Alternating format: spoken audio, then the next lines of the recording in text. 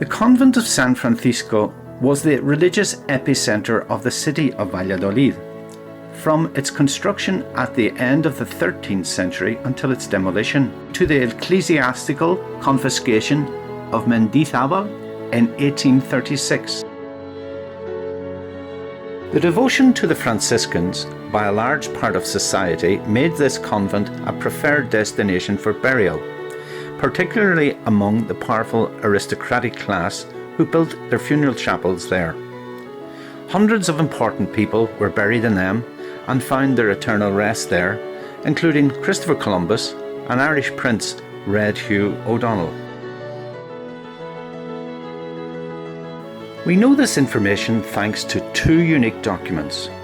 Rodrigo de Verde Soto, a commissioner from Valladolid, recorded in his diary that Columbus was buried in the chapel of Luis de la Cerda in 1506.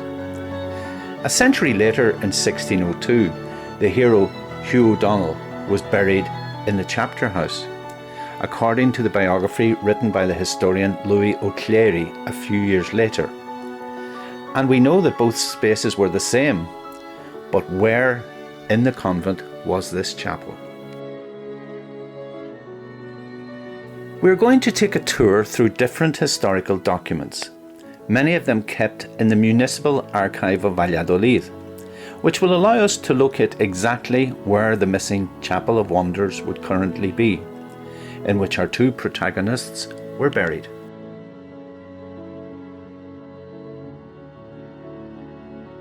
The convent of San Francisco occupied an enormous area between the Plaza Mayor and Montero Calvo Street, as can be seen in the Ventura Seco plans of 1738. Such a central and lucrative location led to a first failed expropriation attempt during the French occupation, and years later in 1835 due to the confiscations. From this year, we have the only known surviving plan of the convent, which was a copy of another plan drawn up 25 years earlier by Francisco de Benavides. We had to orient it to see its limits more clearly.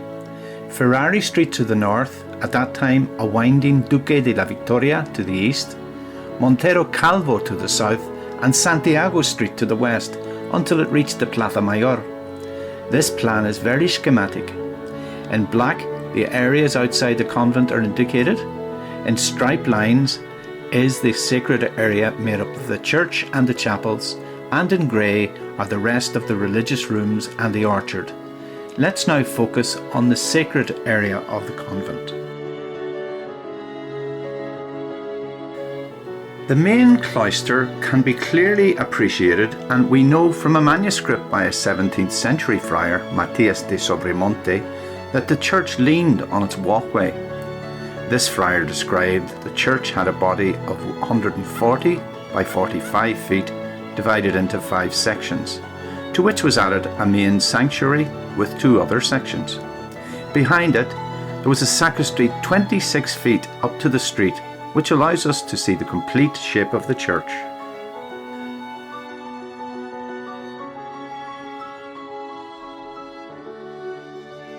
Around the walkway of the cloister there were some rooms that over time were transformed into funerary chapels, as was the case with the chapter house, where Columbus and Red Hugh were buried, our Chapel of Wonders. Sobremonte places it in the second position on the east side. We already have located in which part of the convent the chapel we are looking for was located. Now we only need to know to which current place in the city it corresponds. But since the Benavides plan does not reflect areas outside the block, we do not have references to be able to transfer safely the shapes of the convent directly to a current plan, since there have been many urban changes that have modified the city.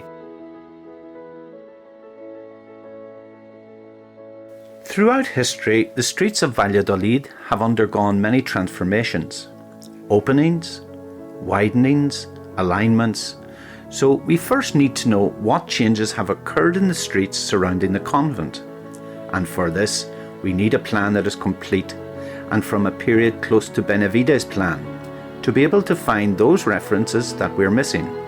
And that plan is the one designed by Capitan Joaquín Pérez de Rozas in 1863.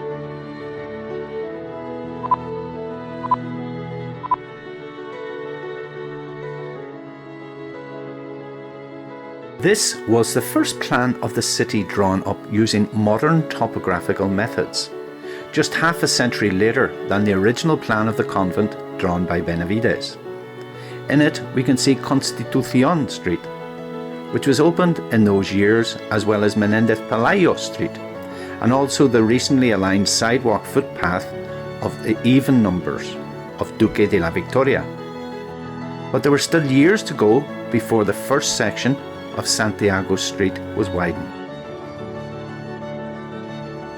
If we superimpose a current cadastral plan on this plan, we will see that it fits perfectly, except precisely in the aforementioned area of Santiago Street. Between the end of the 19th century and the beginning of the 20th, this street was expanded to double its width, as we can see in an earlier photograph by Jean Laurent from 1871.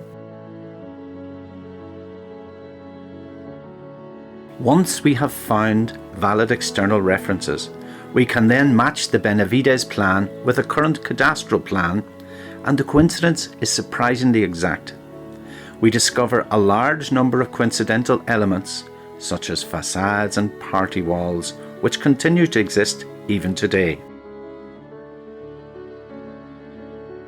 And such is the coincidence that we can merge the historical plans of the 19th century with the current plan, and all three fit together with total accuracy, which allows the researcher to point to the exact current location of the disappeared Chapel of Wonders.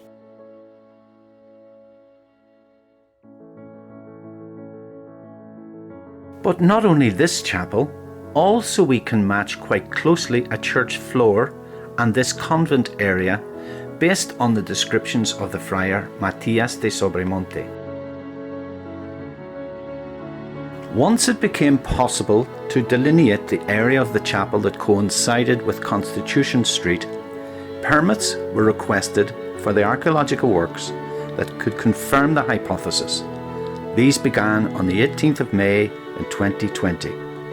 The next day, the first remains of the Chapel of Wonders were found, right in the very place that had been predicted in the investigation.